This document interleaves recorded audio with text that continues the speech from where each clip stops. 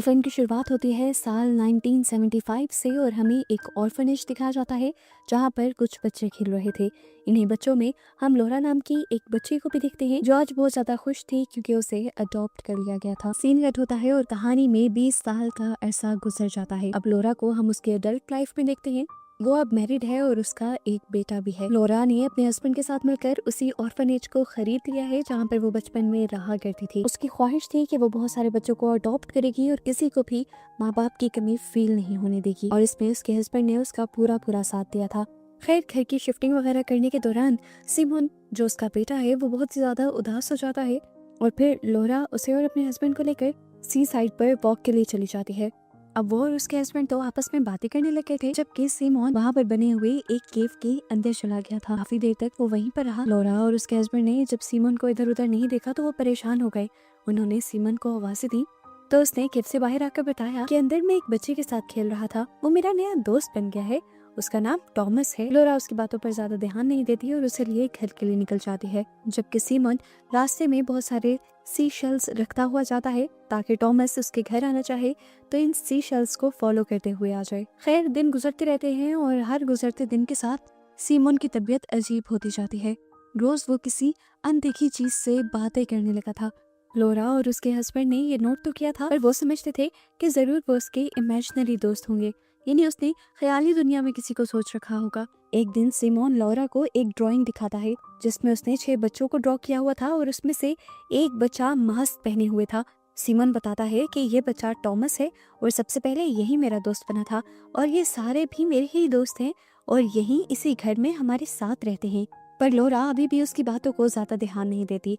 दिन गुजर जाते हैं और एक तूफानी रात को पेनीगिना नामी एक औरत उसके दरवाजे पर आती है। वो अपने आप को एक सोशल वर्कर बताती है और कहती है कि मैं सिमोन के बारे में इंक्वायरी करने के लिए आई हूँ। उसकी बात से हमें पता चलता है कि सिमोन लोरा का बेटा नहीं था, उसे भी लोरा ने अडॉप्ट किया हुआ था, साथ ही उसे HIV भी था। इन चीजों को वो औरत इतने बुरे तरीके से एक्सप्लेन करती है कि लोरा बहुत ज्यादा दुखी हो जाती है और उसे गुस्सा भी आ जाता है। वो गुस्से में इस औरत को अपने घर से बाहर निकाल देती है। ऐसे ही अब रात हो जाती है और रात में दोबारा लोरा को अपने घर के बाहर कोल्ड शेड से किसी की आवाज सुनाई देती है। उसने बाहर जाकर देखा तो उसे वहां पर कोई छुपा हुआ दिखाई दिया। इससे पहले कि वो उसे जाकर पकड़ लेती, जो भी था वो भागने में कामयाब हो गया था। हमें दिखाया गया कि वो कोई और नहीं बल्कि पेनीगिना ही थी। खैर, अगली सुबह हमें दिखाया जाता है कि सिमोन एक गेम खेल रहा था। इस गेम के बारे में जब लोरा उससे पूछती है तो वो बताता है कि ये गेम मुझे मेरे दोस्तों ने सिखाई है। इसमें हमें बहुत सारी पहेलियां बूझनी होती हैं। एक पहेली हमें दूसरी पहेली सॉल्व करने में आसानी देती है और जब हम सारी पहेलियां सॉल्व कर लेते हैं तो हमें एक बहुत बड़ा इनाम मिलता है। और आपको पता है मुझे क्या मिला? ये सारी पहेलियां सॉल्व करने के बाद मुझे ये पेपर्स मिले हैं और इसमें साफ साफ लिखा है कि मैं आपका बेटा नहीं हूँ, आपने मुझे अडॉप्ट किया है और मुझे HIV भी है, मैं जल्दी मरने वाला भी हूँ। लोरा इन सारी बातों से टूट जाती है। हालांकि वो सिमोन का बहुत ज्यादा ख्याल रख रही थी। उनकी तकरीबन सारी सेविंग्स सिमोन की मेडिकेशंस पर लग जाती थी और वो हर पॉसिबल तरीके से कोशिश कर रहे थे कि सिमोन के अंदर से ये वायरस खत्म हो जाए। खैर, आज तो वो सिमोन को कुछ नहीं कहती। ऐसे ही कुछ दिन गुजर जाते हैं और ये लोग अपने घर पर पार्टी रखते हैं। पार्टी के दौरान सिमोन दोबारा लोरा से बहुत ज्यादा बदतमीजी करता है और इस गुस्से में लोरा सिमोन को एक थप्पड़ लगा देती है और सिमोन पार्टी से चला जाता है। काफी देर जब सिमोन लोरा को नजर नहीं आता तो वो उसे ढूंढते हुए ऊपर आती है। उसे सिमोन तो कहीं नहीं मिलता, लेकिन अब वो बच्चा दिखाई दे देता है जिसके बारे में सिमोन हमेशा बात किया करता था। मास्क पहना वो बच्चा जिसका नाम टॉमस था। लोरा उसका मास्क पकड़कर मास्क उतारने ही वाली होती है कि वो बच्चा अचानक लोरा को पीछे वॉशरूम में धक्का देकर वॉशरूम का दरवाजा लॉक कर देता है और यहाँ से भाग जाता है। लोरा बहुत ज्यादा शोर मचाती है। लोरा को यहाँ से निकालने के लिए तो काफी सारे लोग आ जाते हैं, लेकिन जब लोरा इन सब को सिमोन को ढूंढने को कहती है तो किसी को भी बहुत ढूंढने के बावजूद भी सिमोन नहीं मिलता। यहाँ तक कि पुलिस में भी कंप्लेन कर दी जाती है, लेकिन सिमोन का कुछ अता पता नहीं चलता। लोरा नीचे कोल्ड शेड के अंदर भी जाते हैं। वहाँ उसके हाथ से कुछ आयरन रॉड्स गिर जाते हैं जिसे वो वहाँ पर संभाल के रख देती है, लेकिन सिमोन यहाँ पर भी नहीं था। इसके बाद लोरा उस केव के अंदर भी जाते हैं जहाँ पहली मर्तबा सिमोन ने उन्हें बताया था कि उन्हें वहाँ थॉमस मिला था, लेकिन वो वहाँ पर भी नहीं था। पूरी रात लोरा को अपने कमरे के पीछे से किसी की आवाज सुनाई देती है, लेकिन वो इन आवाजों का कुछ भी नहीं कर पाती। पुलिस भी इंक्वायरी कर करके थक जाती है और फिर एक ऑफिसर को लगता है कि जरूर बेनिगिना ने ही सिमोन को किडनैप किया होगा, क्योंकि इन्होंने पता किया था कि बेनिगिना कोई सोशल वर्कर नहीं थी और कुछ दिन पहले वही आकर लॉरा से सिमोन के बारे में पूछ रही थी। ये लोग बेनिगिना को भी ढूंढने की काफी कोशिश करते हैं, लेकिन कोई सुराग इनके हाथ नहीं लगता। लॉरा और उसके हस्बैंड अपने बेटे की गुम होने की वजह से बहुत ज्यादा डिप्रेस हो जाते हैं और इसी सब के दौरान 6 महीने गुजर जाते हैं। लॉरा एक दिन ऑफिस से वापस आ रही होती है तो रोड पर वो एक औरत का भयानक एक्सीडेंट देखती है। उस औरत को एक कार कुचल के चली गई थी और उसका पूरा जबड़ा भी टूटकर 2 हिस्सों में डिवाइड हो गया था। उसने देखा कि ये औरत कोई और नहीं बल्कि बेनिगिना ही थी, क्योंकि वो अब सिमोन के गुमने वाले केस के अंदर भी इन्वॉल्व थी। इसीलिए पुलिस उसके घर की भी जांच पड़ताल करती है और उन्हें घर के जरिए पता चलता है कि बेनिगिना सालों पहले इसी ऑर्फनेज के लिए काम करती थी, जो ऑर्फनेज अब लॉरा ने खरीद लिया था। और उसका वहाँ पर एक बेटा भी था जिसका नाम टॉमस ही था। उसका बच्चा एक नॉर्मल इंसान नहीं था, उसका चेहरा आम इंसानों की तरह नहीं था, इसलिए टॉमस हमेशा एक मास्क पहन कर रखा करता था। लेकिन ऑर्फनेज के बुरे बच्चों ने एक दिन उसे इतना तंग किया कि उसे मास्क उतारने पर मजबूर कर दिया और फिर अपनी शक्ल दिखाने पर टॉमस बहुत ही ज्यादा शर्मिंदा हो गया। उससे वहाँ रहा नहीं गया और वो उसी केव में चला गया जिसे हमने मूवी के स्टार्ट में देखा था। रात में उस केव के अंदर समुद्र की भारी लहरें टकराई, जिन लहरों की वजह से टॉमस की मौत हो गई। बेनिगिना ने इस सारी चीज की कंप्लेन पुलिस में भी की थी, लेकिन पुलिस ने बच्चों के खिलाफ कोई एक्शन नहीं लिया, क्योंकि ऐसा कोई लॉ था ही नहीं जो बच्चों को सजा दे सके। ये सब बातें जब लॉरा को पता चलती हैं तो वो जाकर एक मीडियम से मिलती है, एक ऐसे इंसान से जाकर मिलती है जिसके पास इंसानों के अलावा दूसरी एंटिटीज से भी बातें करने की पावर होती है।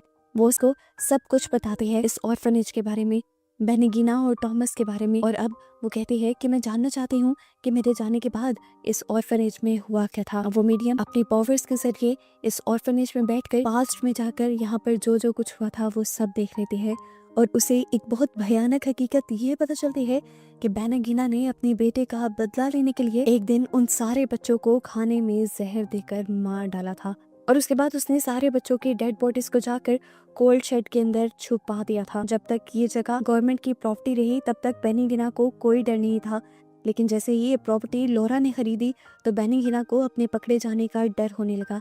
इसीलिए वो उस तूफानी रात को कोल्ड शेड के अंदर आई थी। वो अपने खिलाफ सारे सबूत मिटाना चाहती थी। इस टाइम लॉरा को एक लॉक भी याद आता है जो उसके बेटे ने पहेलियां बूझते हुए उसे दिया था। वो इस लॉक को हर जगह लगाकर चेक करती है और जब कोल्ड शेड के दरवाजे पर लगाती है तो ये लॉक वहाँ पर काम कर जाता है। कोल्ड शेड के अंदर उसे बच्चों के ढांचे और हड्डियां मिल जाती हैं। ये देखकर वो बहुत ज्यादा घबरा जाती है और यहाँ पर पुलिस को बुला लेती है। पुलिस इस एरिया को सील कर देती है। यहाँ से उन सारे बच्चों की लाशों को फाइनली निकाल दिया जाता है और उनका फ्यूनरल भी कर दिया जाता है। इन सारी चीजों की वजह से लॉरा का हस्बैंड अब बहुत ज्यादा डिस्टर्ब हो चुका था।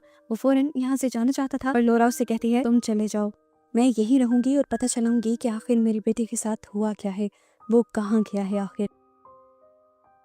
अपने हस्बैंड के जाने के बाद लॉरा इस पूरे ऑर्फनेज को वैसा ही बना देती है जैसा वो सालों पहले था। वो यहाँ पर हर तरीका आजमाती है कि उन बच्चों की सोल्स उससे मिलने के लिए आए। वो पहले की तरह ही यहाँ पे डाइनिंग टेबल सजाती है, उन बच्चों की चेयर्स पर उन बच्चों के नाम की डॉल्स रख देती है, घंटों बैठकर उनका इंतजार करती है, लेकिन वो बच्चे नहीं आते। फिर एक दिन लॉरा वही गेम खेलना शुरू करती है जो उसे याद आई थी कि सिमोन बताता था उसके इमेजिनरी फ्रेंड्स उसके साथ ये गेम खेलते हैं। और अब इस गेम के शुरू करने पर वो बच्चे यहाँ आ जाते हैं। वो स्पिरिट्स अब उसे एक के बाद एक पहेली देती रहती हैं जिसे वो सॉल्व करती रहती है और आखिर इस घर के स्टोर रूम में बने एक कमरे में पहुंच जाती है। वहाँ पर उसे एक दीवार के अंदर छुपा हुआ दरवाजा नजर आता है। उसके पास जो पहले वाला लॉक था, वो जब उस लॉक को इस दरवाजे के अंदर लगाती है तो ये दरवाजा खुल जाता है और अंदर उसे अपना बेटा सिमोन दिखाई देता है, जिसे देखकर वो बिल्कुल टूट चुकी थी। उसे गोद में उठाए वो रोने लग जाते हैं। उसे लगता है कि उसका बेटा 6 महीने से यहीं पर सो रहा होगा और स्पिरिट वर्ल्ड में होने की वजह से उसे पता ही नहीं चला कि बाहर कितना वक्त गुजर गया। वो उसे लिए जल्दी से इस जगह से बाहर निकलती है, पर दिखाया जाता है कि उसके हाथ में ब्लैंकेट के अलावा कुछ नहीं था। वो जो कुछ भी उसने देखा या तो वो सिमोन की स्पिरिट थी या बस उसका ख्याल था। अब उसकी नजर कुछ आगे बढ़ती है। वहाँ पर उसे एक बच्चा नजर आता है जिसने भी मास्क पहना हुआ था। वो डरती हुई इस बच्चे के पास जाती है और जब उसके मुंह से मास्क हटाती है तो उसे पता चलता है कि ये बच्चा कोई और नहीं, उसका अपना बेटा सिमोन था जो कई महीनों पहले ही मर चुका था और अब उसकी बॉडी डिकम्पोज भी हो गई थी। यहाँ पर उसकी बॉडी की जगह सिर्फ हड्डियां ही बची थी। अब सीन्स फ्लैशबैक में जाते हैं और हमें दिखाया जाता है कि आखिर ये सब हुआ कैसे था और सिमोन की मौत कैसे हुई थी। जिस दिन उनके घर पार्टी थी उस दिन जब लॉरा ने सिमोन को मारा तो वो स्पिरिट्स सिमोन को सहारा देते हुए इस कमरे में ले आई। जब लॉरा उसे ढूंढते हुए यहाँ आई, पहले तो सिमोन छुप गया, लेकिन फिर जब उसे एहसास हुआ कि बहुत वक्त गुजर गया है और उसे यहाँ से बाहर जाना चाहिए तो वो यहाँ से बाहर नहीं जा पाया, क्योंकि लॉरा के हाथ से जो बड़े बड़े पाइप डिसबैलेंस हुए थे उसने यहाँ के दरवाजे को ब्लॉक कर दिया था। वो चीखता रहा, चिल्लाता रहा। लॉरा को काफी मर्तबा महसूस हुआ कि उसके घर के दीवारों से किसी की आवाज आ रही है, पर वो ये नहीं समझ पाई कि ये उसके बच्चे की ही आवाज थी। वो बच्चा बेचारा खड़का खड़का कर वहीं सीढ़ियों पर थक गया और गिरकर उसकी वहीं पर मौत हो गई। अब लॉरा इस बच्चे को गोद में उठाए ऊपर वापस आ जाते हैं। उसने अपने गले में जब अपने हस्बैंड का दिया हुआ लॉकेट पहना हुआ था वो उसे भी उतार कर वहीं घर पर रख देती है और अब अपने हाथ में बहुत सारी नींद की गोलियां लिए दिखाई जाती है। उसे अब रिग्रेट हो रहा था कि वो अपने बेटे की आवाज नहीं पहचान पाई, उसे बचा नहीं पाई। वो अपने ऊपर इस सोच को हावी कर लेती है कि अगर उसकी गलती की वजह से उसका बेटा इस दुनिया में नहीं रहा तो उसे भी इस दुनिया में नहीं रहना चाहिए।